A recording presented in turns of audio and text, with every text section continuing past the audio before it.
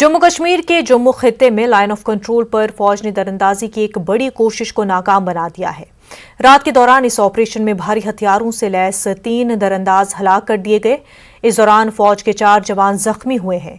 दिफाई जराये का कहना है कि पाकिस्तानी फौज ने मिलिटेंटों की दरअंदाजी को आसान बनाने के लिए मंगल की शाम LOC के अखनूर सेक्टर के इलाके केरीबत्तल में भारी गोलाबारी शुरू कर दी थी। दिफाई जराये के मुताबिक 5 मिलिटेंट दरअंदाजी की कोशिश में थे, जिसमें से 3 हलाक कर दिए गए, जबकि 2 वापस जाने में कामयाब हो गए या कहीं छुपे हुए हैं।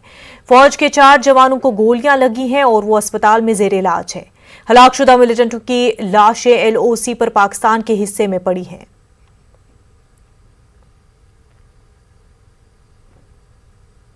पीपल्स अलायंस पर गुपकार डिक्लेरेशन में बड़ी दरार पर वादी में मुबाहिस का सिलसिला जारी है। People's Conference chairman Sajad Gani Lone के इत्तेहाद से अलहदगी एक बड़ी सियासी पेशरफ समझी जा रही है। इस मामले पर गुपकार अलायंस के रुकन और ANC के नायब सदर मुजफ्फर अहमद शाह ने कहा कि सजाद लोन के इल्जामात पर खुद एहतसाबी होगी। लोन ने प्रॉक्सी उम्मीदवार खड़ा करने का इल्जाम आयद किया है। शाह के मुताबिक गुपकार अलायंस अब भी मजबूत है और खुसूसी हैसियत की बहाली के लिए जदोजहद जारी रहेगी।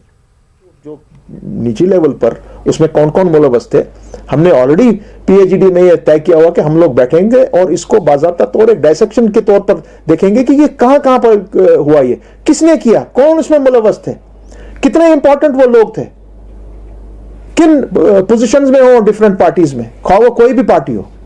तो डॉक्टर अब्दुल्ला साहब की क़यादत में ये होगा, वो देखेंगे।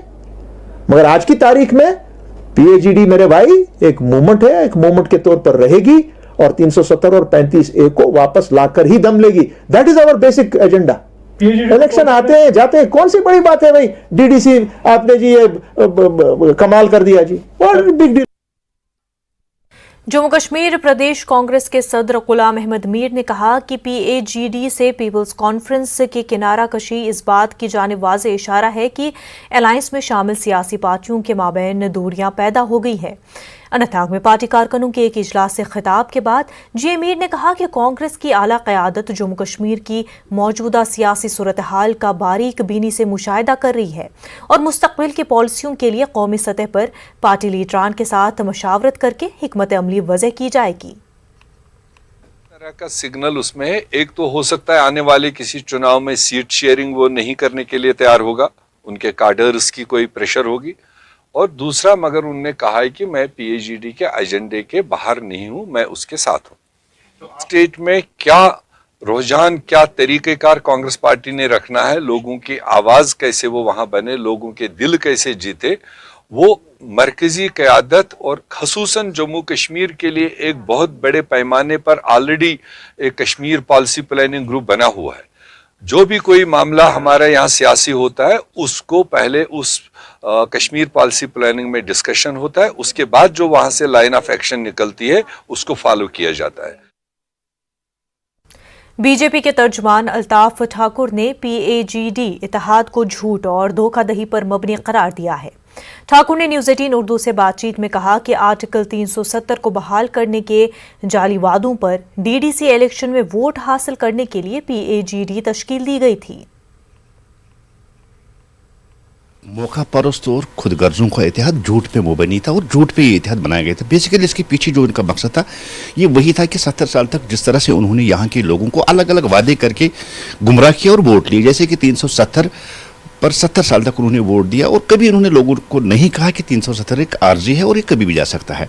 अब जब 370 चला गया उसके बाद DDC इलेक्शंस में एक इत्तेहाद, इन्होंने एक गैंग ने एक इत्तेहाद बनाया इस बेस पे कि हम 370 वापस लाएंगे और लोगों को इस इत्तेहाद के बेस पे उन्होंने वोट दे दिया। अब जबकि गैंग के कुछ लोगों को पता चला कि 370 जो है 370 मीटर नीचे कब्र, जमीन में कब्र में घुस गए और मुर्दे कभी वापस नहीं आती है, ये एक हकीकत है। अब इस रियलिटी को जानते हुए अब उन लोगों ने आहिस्ता आहिस्ता गैंग से अपना नाम वापस लेना शुरू कर दिया, क्योंकि उनको इस बात का पता चला कि 370 वापस आने वाले और जो थोड़ी सी बची हुई क्रेडिबिलिटी है उसको बरकरार रखने के लिए अब आहिस्ता आहिस्ता ये लोग गैंग को छोड़ रहे हैं, क्योंकि ये नापाक इत्तेहाद था और झूठ में मुबनी था। ये अभी शुरुआत, आगे आगे इत्तेहाद है जो पूरी तरह से बिखर जाएगा। जम्मू कश्मीर के एलजी मनोज सिन्हा ने उम्मीद जाहिर की है कि वो दिन दूर नहीं जब कश्मीरी पंडितों की वादी वापसी मुमकिन हो पाएगी। वो जम्मू में गुजर चैरिटेबल ट्रस्ट के जेर एहतमाम एक तकरीब से खिताब कर रहे थे। उन्होंने गुजर तबके के क़याम, अमन के लिए दुआ, अदा किए जा रहे रोल की सराहना की। उन्होंने कहा कि इस तरह के माहौल के क़याम से ही कश्मीरी माइग्रेंट वादी में फिर एक बार माजी की तरह जिंदगी गुजार सकेंगे। में इस तरह का सौहार्द बनेगा तो वो दिन शायद हम जल्दी देख सकेंगे कि कश्मीर की वादियों में कश्मीरी पंडित भाई भी सुख चैन और अमन के साथ हम सबके साथ कंधा से कंधा मिला करके रह सकें। इसमें आपका ये प्रयास निश्चित रूप से एक मील का पत्थर होगा। बीजेपी लीडर जावेद कुरैशी ने आज के दिन को यौम सियाह मनाने के लिए काले कपड़े पहनकर हंदवाड़ा में कारकुनों के हमरा एक एहतजाजी रैली निकाली। कारकुनों ने हाथों में काले झंडे थे। कुरैशी ने कहा कि 1990 में कश्मीरी पंडितों का इनखला काफ़ी अफसोसनाक था और इसमें मुलव्वस अफराद को सज़ा मिलनी चाहिए। उन्होंने कहा कि पंडितों की वतन वापसी के लिए हुकूमत ने आज तक कोई कदम नहीं उठाया। जावेद कुरैशी ने सवाल किया कि पंडितों के इनखला में मुलव्वस हुर्रियत लीडरान और हिजबुल मुजाहिदीन से वाबस्ता मिलिटेंटों को सज़ा क्यों नहीं मिली। उन्होंने पंडितों की वतन वापसी को यकीनी बनाने का मरकज़ से मुतालबा किया है। उनका कहना था कि पंडितों के बगैर कश्मीर अधूरा है।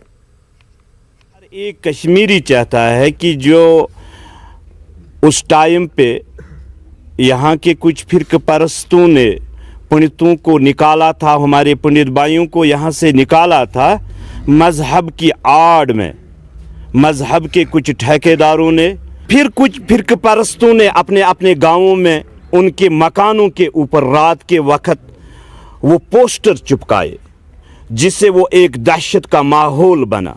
ये इस कश्मीर का सबसे बुरा दिन था कि हमसे वो अंग काटा गया। उसमें कुछ लोग मुलवस है, चाहे वो हुर्रियत के लीडर हो, चाहे वो हिजबुल मुजाहिदीन के कुछ आतंकवादी उस वक्त जिन्होंने पोस्टर निकाले थे, या किसी और पार्टी के, और कुछ फिरक परस्तों ने उस वक्त ये नारा देकर इस कश्मीर को लही लहान कर दिया। आज जावेद कुरैशी ने आवाज उठाई है, इंशाअल्लाह वो रहमान आने वाला कल इन फिरकी परस्तों के लिए कश्मीर में बहुत ही खराब होगा। पटियाला में कश्मीरी नौजवान दानिश अहमद कुमार पर कातिलाना हमले का मामला सामने आया है। जख्मी नौजवान को अस्पताल में दाखिल करा दिया गया है। इस मामले में पुलिस पर मुलजमीन को सियासी दबाव में रिहा करने का इल्जाम लगाया जा रहा है। कश्मीरी नौजवानों की वज़राला से अपील के बाद वज़राला ने ट्वीट करते हुए मामले में कार्रवाई का हुक्म दिया है। पुलिस के मुताबिक मामले में कोई नरमी नहीं बरती गई है। वाज़ेह है, दानिश अहमद कुमार का ताल्लुक अनंतनाग के डूरू शांगरन इलाके से है। टाइम से पहले यहाँ पे रह रहे थे। पहले ऐसा कभी नहीं हुआ। ये अचानक 17 तारीख की शाम को ये वाक़या हुआ कि दो अचानक गुंडे से आए दुकान में। उन्होंने हमारे लड़के एक को ना कैंची मार दी। कैंची मारने के बाद वो फरार हो गए। तो नेक्स्ट टाइम हम FIR काटते हैं, लड़के को यहाँ पे एडमिट करवा दिया, उसकी सर्जरी हो गई। तो FIR वहाँ पुलिस वालों ने नहीं काटी, ना कोई कार्रवाई हुई, ना कुछ हुआ। उसके बाद जब हम पुलिस के पास गए, उन्होंने हमें बहुत इग्नोर कर दिया और हमने जो लड़के अरेस्ट करवाए उनको शाम को ही आधे घंटे में मुलजिम को छोड़ गया। तो हम ये चाहते हैं कि हमें इंसाफ हो। थैंक्सफुल हम SP साहब का थैंक यू कहना चाहते हैं, जो मैंने पूरी सपोर्ट की। DC साहब के लिए हम थैंक यू कहना चाहते हैं, सर उन्होंने हमें पूरी सपोर्ट की। SDM साहब का मैं शुक्रिया अदा कर। सीनियर अफसर ने साडे SP साहब श्री वरुण जी, उन्होंने मौके ते आए, उन्होंने हॉस्पिटल आके ਜਿਹੜਾ ਜ਼ਖਮੀ ਸੀਗਾ ਦਾਨਿਸ਼, ਉਹਦਾ ਹਾਲ ਚਾਲ ਪੁੱਛਿਆ, ਉਹਨੂੰ ਹੌਸਲਾ ਅਫਜ਼ਾਈ ਦਿੱਤੀ ਸੀ ਕੱਲ, ਤੇ ਉਹਦੀ ਦੋਸ਼ੀ ਦੀ ਅਸੀਂ ਅਰੈਸਟ ਪਾ ਲਈ ਸੀ। ਰਾਤ ਹੀ 24 ਘੰਟੇ ਦੇ ਵਿੱਚ ਅਸੀਂ ਇਹਨੂੰ ਅਰੈਸਟ ਕਰ ਲਿਆ ਸੀ। ਧਾਰਾ ਕਿਹੜੀ ਲੱਗੀ? 307 324 ਤੇ ਆਪਣਾ ਇਹਦੇ ਦਾ ਹੀ ਪਰਚਾ ਦਰਜ ਹੋਇਆ। ਕੋਈ ਪਹਿਲਾ ਅਪਰਾਧਿਕ ਮਾਮਲਾ ਇਹ ਤੇ ਦਰਜ ਹੈ ਜੀ? ਇਸ ਗੱਲ ਦੀ ਅਸੀਂ ਹਾਲੇ ਇਨਵੈਸਟੀਗੇਸ਼ਨ ਕਰ ਰਹੇ ਹਾਂ। शरारती अनसरां नूं असीं वार्निंग देना चाहुंदे हां भी जे कोई शरारत करूगा उहदे खिलाफ कानून मुताबिक कार्रवाई की सख्त तो सख्त कार्रवाई की जाए। वहीं मुतासरा लड़के दानिश के अफराद खाना ने जम्मू कश्मीर के LG से इस मामले को संजीदगी के साथ पंजाब सरकार के रूबरू उठाने का मुतालबा किया है।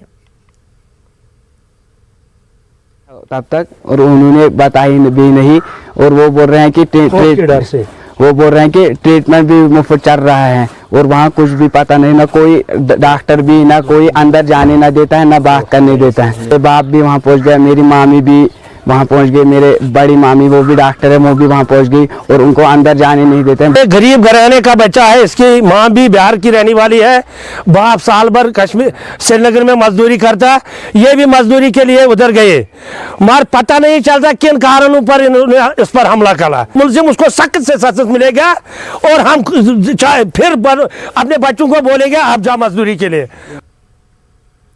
दरियाई चिनाब पर बनाए जा रहे रिटल हाइड्रो इलेक्ट्रिक प्रोजेक्ट के ताल्लुक से एलजी मनोज सिन्हा ने तफसीली जानकारी मुहैया करा दी है।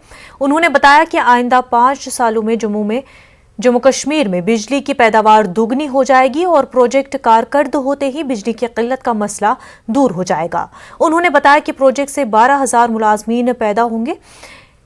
NHPC मकामी नौजवानों को तरबियत फराहम करके उन्हें पावर प्रोजेक्ट से जोड़ेगा। State power distribution company NHPC के साथ मिलकर प्रोजेक्ट बना रही है। एलजी ने बताया कि साइंसदान मुतमईन होने के बाद ही कोविड वैक्सीन इमरजेंसी इस्तेमाल के लिए जारी की गई। उन्होंने लोगों से अपील की कि वो खुद को कोविड के टीके लगवा लें।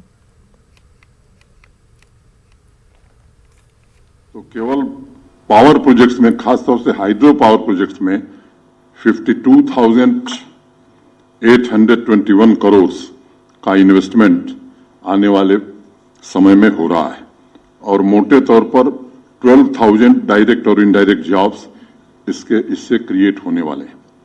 मिनिस्ट्री ऑफ पावर और मिनिस्ट्री ऑफ स्किल डेवलपमेंट मिल करके ये ट्रेनिंग सेंटर्स यहाँ इन प्रोजेक्ट के साथ NHPC स्टार्ट करेगी ताकि यहाँ के स्थानीय युवकों को ट्रेन करके उन्हें इन प्रोजेक्ट्स में लगाया जा सके। तो आने वाले 5 सालों में 6300 मेगावाट 6,300 मेगावाट माने जो हमारी कैपेसिटी 47 से 2018 तक थी उससे दुगुना पावर मोटे तौर पर हम आने वाले 5 साल में बनाने जा रहे हैं।